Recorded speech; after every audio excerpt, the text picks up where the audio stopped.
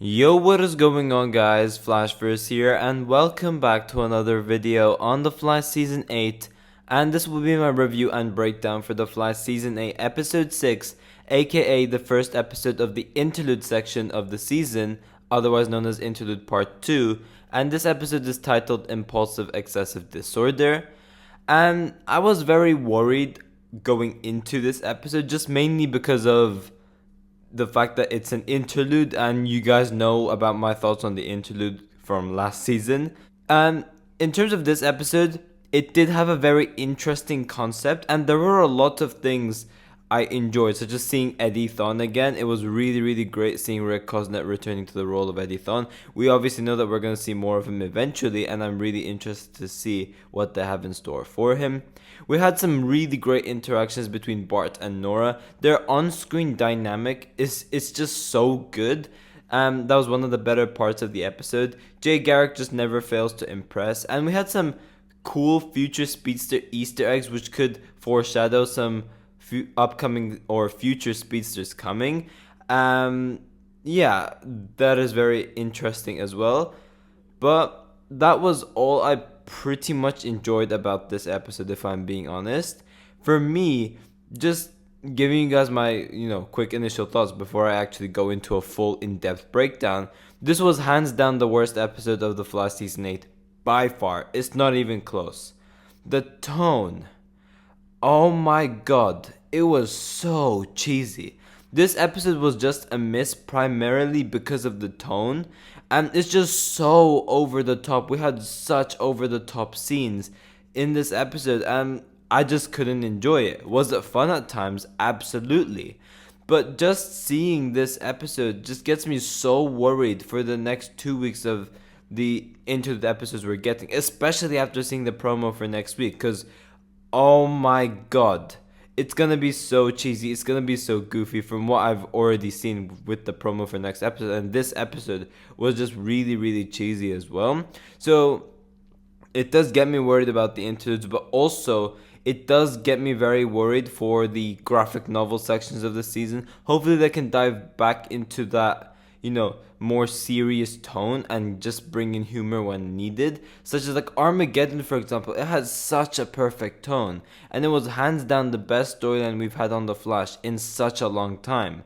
But this episode, episode 6, it felt like I watched Legends of Tomorrow, honestly. Just the consistent and incredibly cheesy tone for 40 minutes straight was so hard to get through. Now, let me get this straight. If you guys enjoyed this episode, that is perfectly fine. I respect it. There's a lot of things I enjoyed about this episode, but for me at least, I wasn't a fan of this episode. But yeah, that was my quick initial review on the overall episode. So now I will obviously go more in depth with a breakdown and just review each scene bit by bit. But obviously before I do that, however, spoiler alert for those who haven't seen the episode, because this is obviously a review and breakdown after all. So I'll be going over some major spoilers which you certainly wouldn't want to hear from me. So if you guys haven't seen the episode, go watch the episode and come back later for this review and breakdown. But for those who are staying, be sure to drop a like on the video and subscribe to the channel so you are aware of more Arrowverse content coming your way. And also be sure to tell me in the comment section down below if you guys enjoyed this episode or not as well. So yeah, this episode kicks off during the vow renewal scene from the season 7 finale. And right off the bat, when Nora just said something along the lines of, "The love you two have, I feel it around the area." I can't remember what she exactly said, but it was something along those lines. But them just continuously abusing this power of love theme they have. I know they pretty much indirectly used it in this context, but it's getting too much. I feel like it's getting too much, and they need to stop overusing it to such an extent where it does get annoying a lot. But yeah, Bart and Nora, as well as Iris and Barry, pretty much do some sort of catch up before Bart and Nora head back to the future. We do then head over to the future, Central City 2049, after Bart and Nora say goodbye to Barry and Iris, and we're at the loft. And we have this big wave of temporal energy coming in, and we see Jay Garrick, which was really cool. Now, we did obviously know that Jay Garrick would be returning in this episode, and it was really great to see him again. But this was actually a future version of Jay Garrick, which was pretty cool to see. This was not something I saw coming. It was really, really interesting. We did have this incredibly emotional reaction coming from Bart, in which he was confused by at first because obviously in the future Jay Garrick isn't meant to be alive because Godspeed killed him, but because of the whole event of the timeline changes and obviously the Godspeed storyline taking place before and obviously Godspeed getting defeated, the timeline has changed, so Jay Garrick is back. It was such a great scene. Jordan Fisher did act very, very well, and obviously John Wesley Shipp did act incredibly well as well. But Nora then notices the issues with the timeline, and they realize that something has gone wrong due to the events of pretty much the Godspeed War. We did have various timeline changes taking place, one of which they automatically realize when they are having dinner with Jay, and that is when he mentions that he's married to someone else. I forgot to note down the person's name, but it's a whole new person. It's no longer Joan Williams. Joan Williams is just pretty much erased from the timeline. And yeah, Bart and Nora have to fix this. So this portion of the episode was pretty good. It did get me quite intrigued in regards to what would happen, and it did set the stage quite well for what's to come. But yeah, we have Bart and Nora going to the Flash Museum in order to investigate what is going on. And this is when they find out that whatever's going on over here is because of everything related to the Godspeed storyline. And this is when we have Nora checking the root of these timeline changes. What is like the main catalyst causing all of this? And it starts where Joe gets shot from a jewelry heist in 2013, and pretty much it is their duty to restore the timeline back to normal. And we did get some cool Easter eggs when they flick through the articles. Like we did get this pretty cool one with Booster Gold, which I thought was very interesting. But we then have Bart and Nora time traveling to CCPD 2013 so they can fix whatever's wrong with the timeline. They're all disguised and stuff. And we do see Joe pretty much getting rejected by Cecile, which was very interesting to see. We do see like the first, not really the first encounter, but like the first perspective we get of Joe, like trying to get Cecile's attention, if you know what I mean. So it was very interesting to see that. I did really like how Bart turns to Nora and says, "Oh, it's not like anyone's gonna ask who we are and what we're doing over here." And then 2 seconds later, we have Eddie Thon walking up to them, and then he says, "Who are you two and what are you doing here?" Honestly, I laughed when that happened. It was so great. It was really great to see Eddie come back as well. It really made me feel the nostalgia of the atmosphere just with this presence. You know, we're in 2013. We have Eddie Thon back. And Joe and Cecile are not even together. All of that, it just takes me back to those OG Flash times. Yeah, it was really great seeing all of that. Or just not seeing all of that, but like feeling it. Now, the facial expressions Bart and Nora gave when seeing Eddie was goofy in a way. It was way too over the top. Like, I'm probably showing a screenshot of it right now, but it felt too over the top for just like a "what are you doing over here" reaction. But Bart and Nora pretty much just cover up by saying that they were just interns filling in for Barry Allen since he is in a coma at this point in time. We do then have Eddie pretty much asking Bart and Nora to get most of the CCPD some coffee.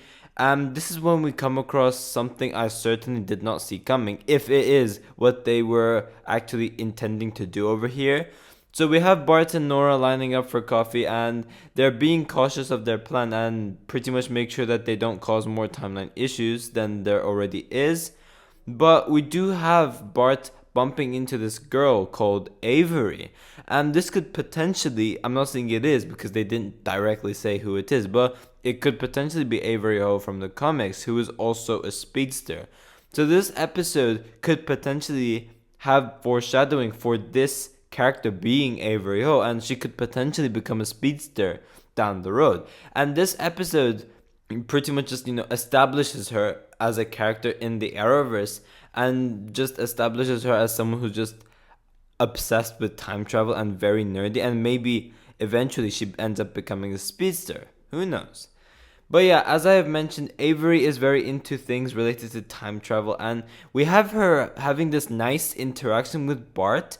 It was once again very cheesy, but in terms of this, their chemistry together was just so spot on. It kind of had that balance where you aren't too bothered by the cheesiness of it, But yeah, these two characters' interactions was something really, really great, and their chemistry, it was just so spot on. So that was something I really liked. But we do then have the jewelry heist, and we have Sterling Brooks pretty much threatening Joe. It was a very hilarious scene, and I loved seeing Sterling Brooks there. And the fact that he just wore all the jewelry he stole around him, it just got me. It was so funny. It was very ridiculous, but it was really, really funny. But Sterling Brooks pretty much drops the gun, and the gun accidentally shoots. And then we have Bart pretty much deciding what to do, and he eventually ends up saving Joe. And this pretty much makes the timeline even worse because Bart was supposed to move the bullet. He wasn't supposed to move Joe, but obviously he ended up moving Joe, not the bullet. And we have this woman examining the bullet that missed Joe a while later, and it is the Queen from the Royal Flush Gang. It was very hard to tell who it was without the face paint, but obviously later on in the episode we do obviously get their origin story being established, if you will. We do have her going into the bar and meeting up with the other members, so we do get the Royal Flush Gang origin story in this episode as well. But now Bart and Nora have come across another issue because of these timeline changes taking place, and Bart and Nora need to grab the flash drive which Eddie Thawne is holding as part of evidence. So we have Bart and Nora just going like, oh, okay, can we have this as evidence? Just to do some like CSI stuff, if you will. And obviously Eddie's like, okay, wait, where's my coffee? I thought you guys went to go get it, because Bart did say that they brought it. He's like, okay, then I'd have my coffee on my hands right now. So Eddie pretty much just doesn't give it to them. He refuses to give it to them. So Bart and Nora have to find another way to acquire the flash drive and see what's actually happening. But Bart and Nora are then in CCPD, and they pretty much find the plan to grab hold of the flash drive. So we have Eddie and Joe interacting with one another, and this is when Nora comes up with a plan to pretty much give Joe advice. And she places the coffee on Joe's table, and then she just quickly grabs hold of the flash drive. We have Bart and Nora going into Barry's lab as well, which was really cool seeing it. We do have Bart examining the area. He's like, oh, this is where Dad got struck by lightning. It was really cool seeing all of that. But then they're looking at the CCPD footage from the flash drive, and they find out that the timeline is in flux. They see the casino heist, and a lot of people are dying. So this is something big, which Bart ended up doing by saving Joe, and he obviously feels incredibly guilty about this due to how badly he messed up. It was incredibly well acted by Jordan Fisher. This portion, these emotional scenes tonally were really, really good in this episode, especially later on as well when Bart and Nora end up getting a pep talk, which I will eventually get into, which pretty much I will get into right now. But we have Bart feeling incredibly guilty. He's like, okay, I'm not worthy of being the Flash. I screwed up so badly. And then we have Bart just running off, and he visits Barry, who's obviously in a coma. Now, he's not in Star Labs at this point in time. He's still in the hospital. But yeah, we have this really, really well acted scene where Bart begins to just talk to Barry, who's in a coma, and then Nora ends up visiting. And then Nora gives Bart this amazing pep talk. We have these really, really great interactions between Bart and Nora, and it's just great. This was just one of the many other great scenes we've had in this episode between Bart and Nora, and it was probably my favorite one, to be honest. And it just shows how mature this version of Nora is compared to the one in season 5, so I do really appreciate that one a lot more as well. But Bart and Nora eventually come up with a plan to, find someone who's an expert in timelines and all those sorts of stuff. So they visit Avery once again, and they need her help so that they could sort out whatever's going on over here. Now, another cool Easter egg they had is that Avery works in this place called Fast Track Labs. And for those who don't know, Mina Dawan, who was a character referred to last season from a magazine that Chester was reading, Mina Dawan from the comics is known as Fast Track. So that is another cool Easter egg they added onto the episode as well. But after some convincing, Avery ends up helping Bart and Nora, and then we eventually end up getting the Royal Flush Gang invading the casino, and they're pretty much pulling off their casino heist. And while that is happening, we obviously have Bart and Nora. We have Bart going around and saving people without the Royal Flush Gang being able to notice, because obviously Bart is so fast they could hardly see anything. And then Nora is going around trying to find where the bomb is at. They're letting the heist happen because that's supposed to happen, because it's part of the timeline. But what they're trying to do is that they're trying to prevent the bomb from exploding. So yeah, we have Bart continuing to save people, and this is when we have the king of the Royal Flush Gang noticing that something is up, and he tells the queen, in which eventually things go south for Bart, because we have one of the Royal Flush Gang members grabbing a civilian, and the king threatens to kill her. Yeah, they're trying to find out what's going on, in which we have Bart disguising as the owner of the casino, in which we have the queen reading his mind. And because of how fast Bart thinks, she's not able to like entirely read through what's going on. Like, she's like, oh, you're a time traveler. And then we have Bart thinking of Avery, I think it was, and then we have Bart just, continuously like messing with her. And while that's happening, we do obviously have Nora finding the bomb, in which then Nora notices that, well, it's not just one bomb, there are multiple bombs, and Nora starts to get really, really stressed about it, because they have a very little amount of time until the bomb explodes, and Nora's beginning to get stressed out. And then we have Bart giving this, motivational speech to Nora. He says, okay, be excessive or something like that. I did really like that. And we have Nora just like, going after the bombs and pretty much diffuses them. She throws them up in the air, and then it was really cool. Her running improved a lot compared to what we saw in season 5 with her. I do really like her running in this episode. I did really like the tricks she did when she was like, flipping around and stuff. It was really, really cool. But yeah, Central City is saved thanks to XS and Impulse. But we then have Joe and Eddie talking about the streaks saving people, and obviously this establishing these rumors about superpowered beings around the city. Obviously, metahumans right now at this point in time, they're just myths. They're not really like, very known, because obviously when Barry woke up from a coma, no one had any clue on what was going on. So these metahumans at this point in time are pretty much myths, and we do really see it in this episode. Like, they're like, okay, they probably drank too much, they've gone crazy. So that is pretty much just establishing this idea of superpowered beings across the city. But we do also have the first proper meeting between Eddie and Iris as well. And it was a pretty, nice scene. And just seeing these two interact with one another once again, it just brings me back to season 1 again. And yeah, it was really nice. We do obviously have Bart and Nora ending up taking the New Year's photo we saw from the ending of episode 5 as well. But near the end of the episode, we do have the final meeting between Avery and Bart. Once again, their chemistry is so good. I do really want to see these two on screen again. And I'm interested to see where this goes. Like, will they actually set her up into being a speedster if she is Avery Ho? Or if she's just someone totally random? I doubt we'll see her again. But if she is Avery Ho, maybe they will set something up down the road where her and Bart actually end up meeting again. But as Bart goes back to the future, we do have Avery seeing Bart's yellow lightning as he speeds away. Yeah, I'm really, really interested to see what they're going to do with this character. And we then ended up getting a scene between Jay Garrick and Bart towards the end of the episode as well, in 2049 in the Flash Museum, where Bart tells Jay what's going on, how he ended up originally dying because of the Godspeed War, and he also mentions these timeline changes taking place. It was such an incredible scene. John Wesley Shipp killed it. Jordan Fisher killed it. It was a really, really well acted scene. They talked about Bart's mistakes and how Barry countlessly meddled with time, yet he's still the hero he's become right now. So obviously something like that will happen to Bart. He will learn from his mistakes and he will become better. Jay's life is back, and he was just proud of Bart, and he does also make this President Luther joke, which I found really, really hilarious.